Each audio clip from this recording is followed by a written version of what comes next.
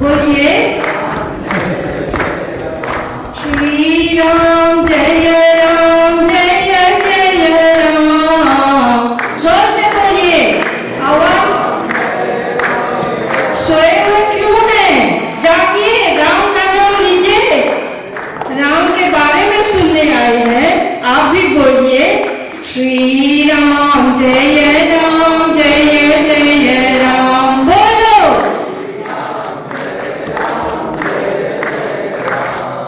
श्री राम जय राम जय जय राम।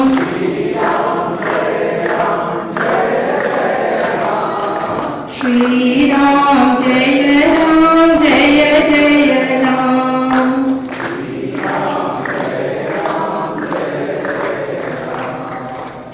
जिस शख्सियत को ये पूरा सभागार सुनना चाहता है, और ये पूरा सभागार क्या, पूरा हिंदुस्तान और पूरी दुनिया जिनको सुनना चाहती है और सुनती रहती है,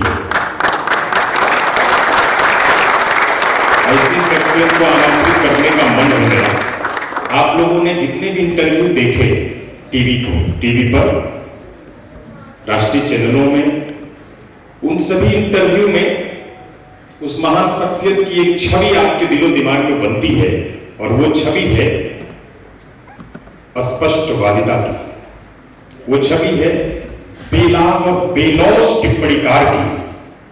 वो छवि है एक राष्ट्रीय चिंतक की, एक प्रबुद्ध विचारक की, और आधुनिक दुनिया में धार्मिक विचारों के सुधार के लिए जो पूरी दुनिया में काम कर रहे हैं, ऐसे सुधारक की मैं बड़े ही आदर के साथ आमंत्रित करूंगा माननीय राज्यपाल केरल श्रीमान आरिफ मोहम्मद खान साहब। जोरदार तालियों के साथ स्वागत करें, जोरदार। सबसे पहले आप सबको बहुत बहुत धन्यवाद, कृतज्ञता इस गर्मजोशी के साथ स्वागत करने के लिए।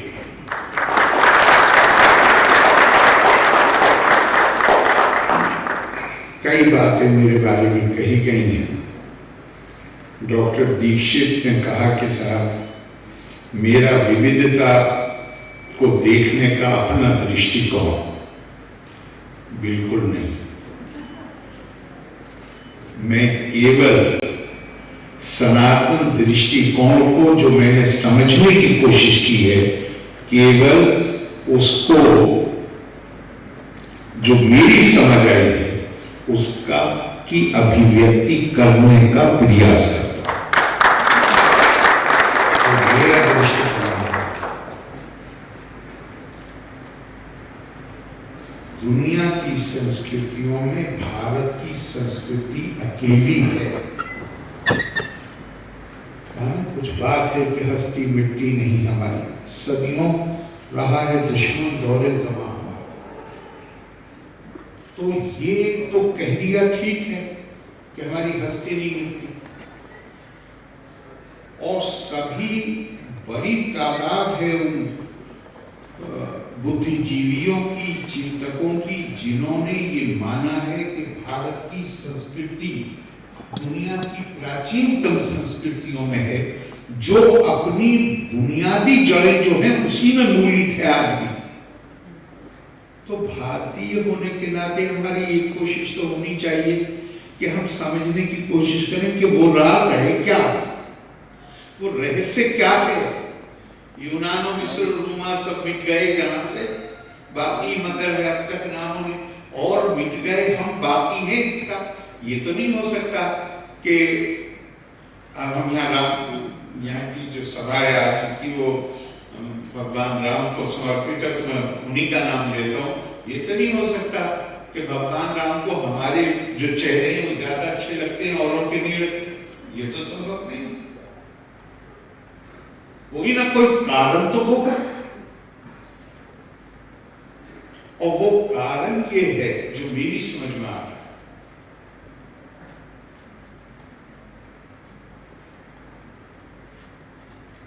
हमारी संस्कृति की यात्रा जहां शुरू होती है, हमारे जो चिंतक थे, जिन्हें हम ऋषि कहते हैं साधारणतः, उन्होंने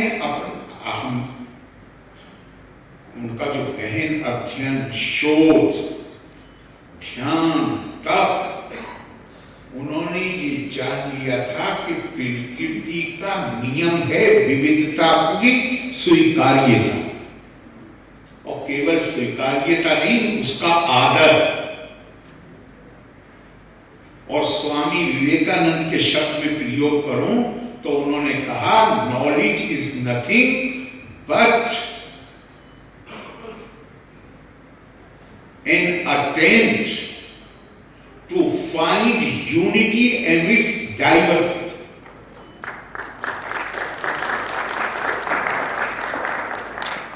एकम सद विप्रा बहुधा वदन्ति, ये कहां से आया? ऋग्वेद से, जहां से हमारी सांस्कृतिक यात्रा आरंभ होती है। दुनिया की सभ्यताएं परिभाषित होती थी आपकी स्किन, खाल, क्या त्वचा, त्वचा का रंग, भाषा क्या बोलते हैं,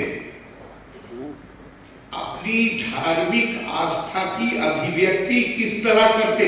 धार्मिक तो दुनिया में ज्यादातर लोग आस्तिक भी धार्मिक ही है, नास्तिक भी धार्मिक, वो भी जरा कुरेदिए थोड़ा सा, तो वो एक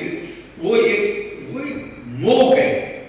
वो बियॉन्ड क्या है जिसको हम नहीं जानते हैं, उसको जानने का मोह है हर किसी के मन में। तो वो जो आस्था है उसकी अभिव्यक्ति आधार है, खासतौर से मीडिएवल पीरियड। दुनिया पिछले 100 साल में, आप बढ़ाना चाहें तो 150 साल कर दी, जहां दुनिया ने विविधता को स्वीकार करना शुरू किया। 100 साल से ज्यादा है नहीं ये इतिहास, लेकिन हम मान ही लेते हैं 150 साल। भारत ने कब स्वीकार किया? अपनी, हम आज जानते हैं 5000 साल साधारणतः माना जाता है, लेकिन शायद जो नई खोज है वो कह रही है शायद उससे भी और ज्यादा। हमने उस यात्रा के आरंभ में ही ये मान लिया, और हमारे ऋषियों ने क्या कहा? सिर्फ ये नहीं कहा एकम सत विप्रा बहुधा वदन्ति, सत्य एक है, उसे जानने वाले उसको अलग अलग प्रकार से उसका बखान करते हैं। भारत देशु स्त्रिया पुरुषो नाना वर्णा विकीर्तिते नाना देव अर्चने युक्ता नाना कर्माणि कुर्वते। भारत की स्त्रियां, भारत के पुरुष, उनकी आप उसे वर्ण को चाहे नस्ल कहें, रेस कहें, त्वचा का रंग कहें, जो आप कहना चाहिए वो कहिए। कहा लेकिन वो अलग अलग उनके हैं, उनके रस्मों रिवाज अलग अलग हैं, वो अलग अलग देवों की अर्चना करते हैं। उन्होंने भारत को इस तरह परिभाषित किया ना। आप मानिए आप रेस को उसको आधार बनाते हैं, तो जो दूसरे लोग हैं उससे बाहर हो जाते हैं। आप भाषा को आधार बनाएंगे, दूसरी भाषा वाले बाहर हो जाएंगे। आप धार्मिक आस्था की अभिव्यक्ति कैसे की जाए, अगर इसको आधार बनाएंगे तो बाकी सब लोग बाहर हो जाएंगे। हमारे चिंतकों ने जो आधार बनाया वो बनाया जो ऑल इंक्लूसिव, सबको अपने अंदर समोहित करने वाला। उन्होंने आत्मा को आधार बनाया। भारत तो 47 में भी हम जितना धन्यवाद दें और जितना कृतज्ञता महसूस करें सरदार पटेल के लिए, वो कम। 47 में भी 567 राज्य थे ब्रिटिश इंडिया के अलावा, तो भारत तो बटा हुआ था, बुरी तरह बटा हुआ था। लेकिन केरल से 1000 साल पहले केरल से एक कम उम्र साधु निकलता है, पूरे देश का भ्रमण करता है, 4 मठ स्थापित करता है। मठ की बात करते हैं, बहुत कम उम्र में, और इस पूरे देश में आध्यात्मिक और सांस्कृतिक एकता कितनी मजबूत है, इसका आभास पूरे देश को करा देगा। तो क्या वो आभास हुआ मठ बनाने से? बिल्डिंगों से नहीं होते हैं आभास। 4 महावाक्य, 4 वेदों से हर मठ को एक महावाक्य दिया। अहम ब्रह्मास्मि, तत्त्वमसि, प्रज्ञानम ब्रह्मा, अयम आत्मा ब्रह्म। चारों का एक ही मतलब। संदेश क्या? संदेश किताबें बहुत सारी हैं, पर जो सार है, जो तत्व है, वो एक है, और वो है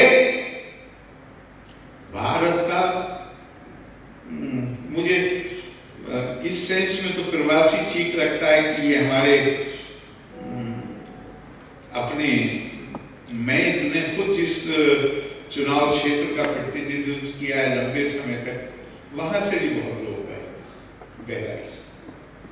और एक बार मुझे याद नहीं पड़ता किस देश के प्रधानमंत्री थे, वो बहराइच आए प्रयागपुर के पास। उन्होंने कहा कि हमारे इतिहास में इतना ही है कि हमारा गांव प्रयागपुर के पास था, लेकिन गांव का नाम नहीं पता। हाँ, फिजी से आए। तो ये हमारे अपने थे और आज भी अपने। लेकिन मैं कहता हूं आपको कि राम तो ये अकेले तुलसीदास जी ने नहीं कहा, भारत का पूरा दर्शन यही। तुलसीदास जी ने इसे ऐसी भाषा में लिख दिया कि जो आम आदमी की समझ में आ गया। वरना भारत का दर्शन ही इसी सिद्धांत में मूलित है।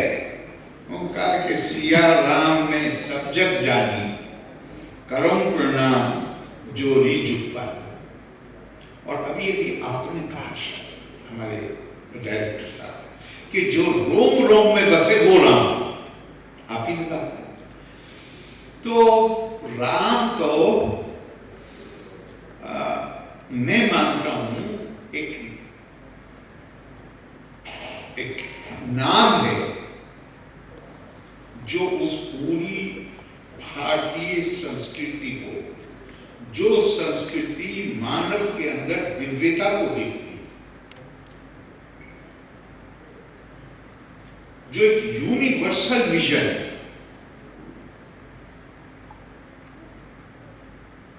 भगवान राम का ही एक संदर्भ। मैं कितनी देर बोल लिया सब ऑलरेडी? नहीं, फिर भी कितनी देर बोल लिया मुझे भी समझ, मैं ध्यान देना चाहिए, पता नहीं। भगवान राम का ही संदर्भ, जिस दिन सुबह को वन गमन की, रात को वन गमन की तैयारी है, सुबह जाना, लक्ष्मण जी का गुस्सा अपनी हदों को पार कर जाता है और वो कुछ ऐसी बातें, अपमानजनक बातें पिता के बारे में बोलते हैं और कहते हैं कि हमारी परिवार में जो ये विपत्ति आई है, इसके लिए जो भी उन्होंने शब्द लिए वो बुनियादी तौर पर कहते हैं पिता जिम्मेदार। भगवान राम सुनते रहते हैं और जब वो बात खत्म कर देते हैं तो कहते हैं दहो मिति या बुद्धिर विद्या सा कीर्तता ना हम देहस्ची दातनेत बुद्धिर विद्येते बन्यते। तुम ऐसा इसलिए कह रहे हो क्योंकि तुम ये मानते हो कि तुम ये शरीर हो। विपत्ति तो शरीर पर आती है। तुम चूंकि ये समझ रहे हो मैं कौन हूं, मैं ये शरीर हूं, मैं ये शरीर नहीं हूं, मैं चैतन्य आत्मा हूं। जिस दिन तुम्हारी ये समझ में आ जाएगा कि तुम शरीर नहीं हो, तुम चैतन्य आत्मा हो, उस दिन तुम ये शिकायत करना छोड़ दो। मनोबुध अहंकार चित्तानी न चाश्वेत जीवे न चाग्राम नेत्रे न चाव्यो भूमि न तेजो न वायु चिदानंद रूपा शिवो भक्ष्य।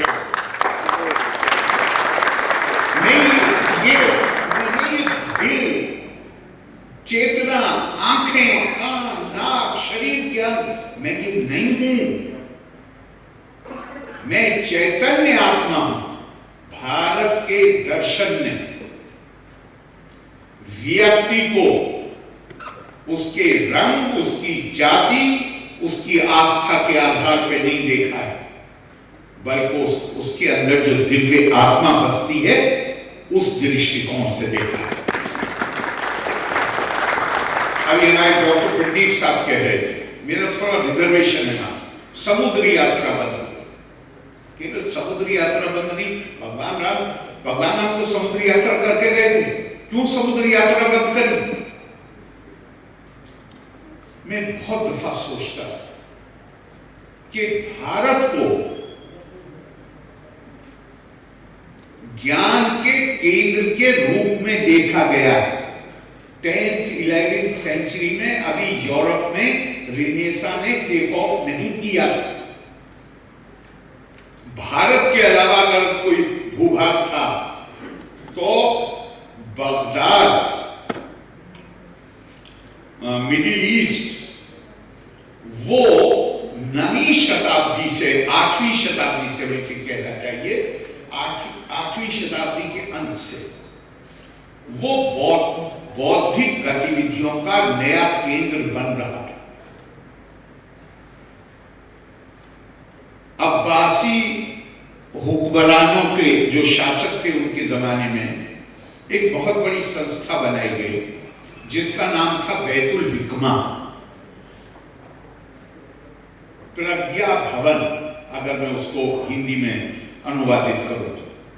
उसका यूनिवर्सिटी का रूप भी था, उसका रूप ट्रांसलेशन ब्यूरो का भी था, और वहां पर पहली किताबें जिनका अरबी भाषा में अनुवाद हुआ वो भारत से सिंध से कनक नाम के एक पंडित विद्वान वो उन किताबों को लेकर पहुंचे, और सबसे पहली किताबें जो बैतुल हिकमा में अनुवादित हुई वो भारत की किताबें थी जिसमें सूर्य सिद्धांत भी था। और स्पेन के शासक ने, दोनों अरब थे लेकिन दोनों के बीच में अच्छे रिश्ते नहीं थे। स्पेन के शासक को जब पता चला सूर्य सिद्धांत के बारे में तो उसने भारी रिश्वत देके एक पृथ्वी उसकी हासिल कर, और उस पृथ्वी के जरिए पूरे यूरोप की लैंग्वेजेस में सूर्य सिद्धांत अनुवादित हुआ, और वहां से यूरोप की स्पेस स्टडीज शुरू होती। ताली बजाना बहुत ठीक है, स्पीकर को बहुत अच्छा लगता है, लेकिन ताली जब आप बजाते हैं तो आपकी अकल पे पर्दा पड़ जाता है, जोश आ जाता है। जोश जब आएगा वो होश को पीछे छोड़ देगा, होश को पीछे मत छोड़िए, इस पर गौर करें। हमें पूरा हक हासिल है कि हम गर्व करें अपनी उन उपलब्धियों, लेकिन थोड़ा शर्मिंदा होने की भी जरूरत है। वो इसलिए कि सूर्य सिद्धांत पे काम यूरोप ने किया, हमने नहीं किया। हमने क्यों नहीं किया? हमने इसलिए नहीं किया। मैं बहुत दफा सोचता था, जैसे अभी हमारे डॉक्टर प्रदीप जी ने कहा पाबंदियां लग गई बहुत सारी। मैं बहुत दफा सोच रहा था कि जिस देश की प्रतिष्ठा ये हो कि वो ज्ञान का केंद्र है। अरब इतिहासकार कहते हैं 5 बड़े इतिहासकार हैं, और मैंने पांचों की, और 9 वॉल्यूम की किताबें। हर कोई कहता है दुनिया में 5 सभ्यताएं हैं। ईरानी सभ्यता अपनी वैभव के लिए जानी जाती है, रोम की सभ्यता अपनी सुंदरता के लिए जानी जाती है, चीन अपनी कौशल और कानून के प्रति सम्मान या शासक के प्रति सम्मान उसके लिए जाना जाता है, तुर्की अपनी बहादुरी के लिए जाना जाता है, और दुनिया में भारत की सभ्यता अकेली सभ्यता है जो ज्ञान और प्रज्ञा के संवर्धन के लिए जाएगा। अब जहां पे हम ज्ञान के लिए जाने जाते थे तो मेरे दिमाग में एक प्रश्न आता था, हमारा इतना बुरा हाल क्यों हुआ? जिसके पास ज्ञान हो उसको उसको दबा पाना बड़ा मुश्किल काम होता है, लेकिन हमारे साथ हुआ। क्यों हुआ? इसका जवाब आपको स्वामी विवेकानंद और खासतौर से स्वामी रंगनाथ नंद की जो लेख है उसमें मिलता है। स्वामी रंगनाथ नंद खासतौर से मैं कह रहा हूँ, मौका मिले तो पढ़िएगा। वो कहते हैं हम सरस्वती के उपासक थे, यानी हम ज्ञान का केंद्र थे, लेकिन अपने पतन के काल में हमने खुद अपने लोगों पर ज्ञान के दरवाजे बंद कर दिए और हम सरस्वती के उपासक से मां सरस्वती के पुजारी से मां सरस्वती के खल्व बन गए, विलेन बन गए। जितना ज्ञान का उपनिषद में एक डायलॉग है जहां पूछा गया तप का माना क्या है, what is the meaning of तपा, तपस, बहुत सारी बातें करके, लेकिन जिसको सर्व स्वीकार्यता मिली वो बात ये थी कि तपस का मतलब है, इसका अर्थ है स्व अध्याय प्लस फिर वचन। पहले ज्ञान प्राप्त करना, फिर उस ज्ञान को दूसरों के साथ शेयर करना।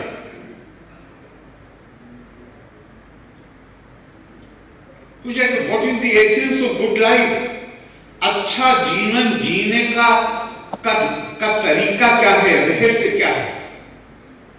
ये भी उपनिषद में उनका जिस वक्त ये प्रश्न पूछा गया उसी वक्त बादल गरजे, दा दा दा। तो ऋषि ने कहा, जवाब मिल गया? तो उनका जवाब कहां मिल गया? अभी तो प्रश्न पूछा, जवाब कहां? जवाब तो आ गया, दा दा दा। पहला दा है दम, सेल्फ रेस्ट्रेन, सेल्फ कंट्रोल, इंद्रिय निग्रह। आप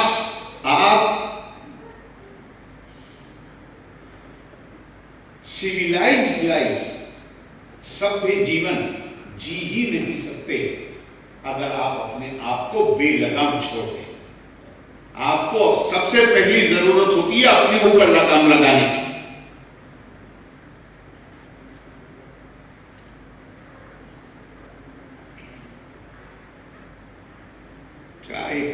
मुझे याद नहीं आ रहा है, पर एक बड़ा खूबसूरत श्लोक जिसमें ये कहा गया कि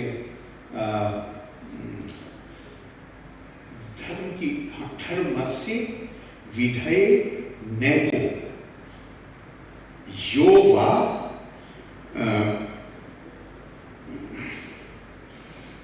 याद नहीं आ रहा है मुझे, मैं आपको उसका मतलब बताई देता हूं। आखिरी दूसरी लाइन है, स्वम स्वम विज्ञानम आश्रिते दमस्तेषाम परायणम। कहा कि धर्म की व्याख्या करने वालों ने अलग अलग अपने विज्ञान पर आश्रित रहते हुए अलग अलग तरह से उसकी व्याख्या की है, लेकिन एक बात बिल्कुल पक्की है कि जो कुछ भी उन्होंने कहा है उसमें सबसे उत्तम अगर कोई चीज है तो वो दम, अपने ऊपर नियंत्रण, अपनी इंद्रियों पर नियंत्रण। उर्दू में मैं कहूं तो अपने नफ्स पे काबू। और दूसरा उन्होंने कहा कि दूसरा है इसमें दाम, दूसरा है दया। दया का मतलब क्या है? नहीं, दूसरा है दान। दान का मतलब क्या है? दान का मतलब ये नहीं है कि आप मेहरबानी कर रहे हैं किसी। भारतीय दृष्टिकोण के मुताबिक, परंपरा के मुताबिक दान है जहां आपके पास आपकी जरूरत से ज्यादा जो भी चीज है वो आपके पास ट्रस्ट है, वो आपकी संपत्ति नहीं, उसको उसके साथ शेयर करना। आत्मान सर्वेषु भूतेषु भूतात्मानं कीर्तालय अर्चाए दान मानाभ्यम मैत्री अभिनय चक्षुषा। शेयर करना, जिसके पास आपसे कम है वो आपका दायित्व है। तीसरा उन्होंने कहा दया। दया क्या है? दया यह है कि यहां पे आप आपके पास जो है उसे शेयर करते हैं, और दया यह है कि दूसरे की तकलीफ और पीड़ा को आप शेयर करते हैं, उसको महसूस करते हैं, वो तो ये राम जो नाम है वो हमारे इस भारतीय संस्कृति सभ्यता जीवन दर्शन का प्रतिनिधित्व प्रतिनिधि राम कोई है तो वो बेशक राम। और उस लिहाज से ये कैसे सोचा भी कैसे जा सकता था कि भारतीय विदेशों में जाएंगे और वो राम को भूल जाएंगे? ये कैसे संभव था? संभव ही नहीं था।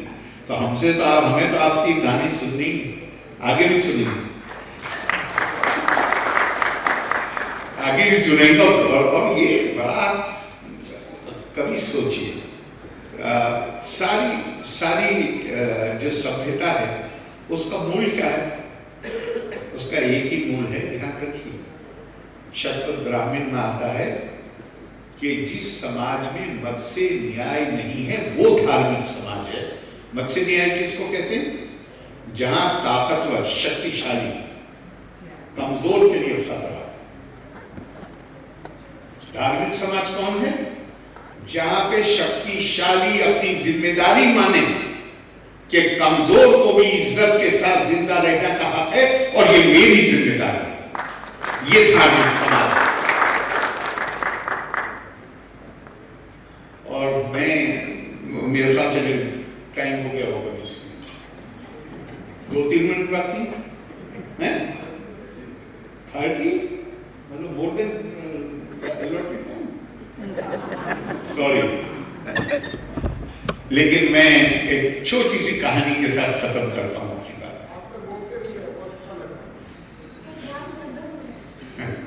बहुत मेहरबानी आपकी। एक छोटी सी कहानी के साथ खत्म कर रहा हूं, जो मुझे लगता है कहानी तो ऐसी है जो रोचक बहुत लगती है और हंसी भी आती है, और भी करने को दिल चाहता है, लेकिन उसमें सब कुछ आ गया है उसका। भगवान राम लंका से लौट आए हैं जीत के, दरबार में राम राज्य स्थापित हो गया। जो आपने कहा ना दैहिक और भौतिकता का, वो स्थापित हो गया। अपने दरबार में बैठे, एक कुत्ता आता है और कुत्ता आके भगवान से कहता है कि मुझे फला व्यक्ति ने अकारण ही मेरे गंभीर चोट मारी। शिकायत उसकी दर्ज होती है, जांच कराई जाती है, शिकायत सही पाई जाती है, और भगवान कुत्ते से पूछ रहे हैं बताओ क्या सजा दी जाए उसको। कहते अब ये सब गौर से सुनिए। कुत्ता कहता है कि ये फला मंदिर का छोटा महंत है, इसको बड़ा महंत बना दीजिए। तो वहां बैठे हुए लोग हंसे जैसे आप हंसे। उन्होंने कहा तुम सजा दिलाने आए हो या पदोन्नति कराने आए हो? उसने कहा कि तुम मुझे नहीं समझते हो, मैं चैतन्य आत्मा हूं, लेकिन कुछ पाप मुझसे हुए जिससे मुझे ये जन्म लेना पड़ा। लेकिन मेरे पुण्य इतने ज्यादा थे कि इस कुत्ता रहते हुए भी मेरी आत्मा चैतन्य है।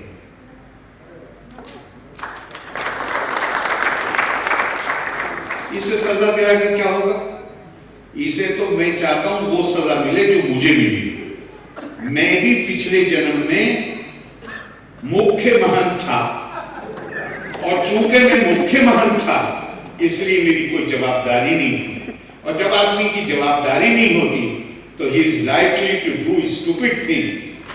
वो ऐसे काम करने को अपने आप को तैयार कर लेता है जो उसे नहीं करने चाहिए, और सारे पुण्यों के बावजूद मुझसे उस पद पे रहते हुए ऐसे काम हो गए जो मुझे ये जीवन बिताना पड़ रहा है। छोटी मोटी सजा इसको क्यों दिलवाऊं? मैं तो चाहता हूं ये भी अगले जन्म में इसका भी हाल किया था। ये उसमें मामूली कहानी नहीं है, अध्यात्म रामायण से है। सारा खेल ही इस बात का है, ओबीडियंस ऑफ द अनएनफोर्सिएबल।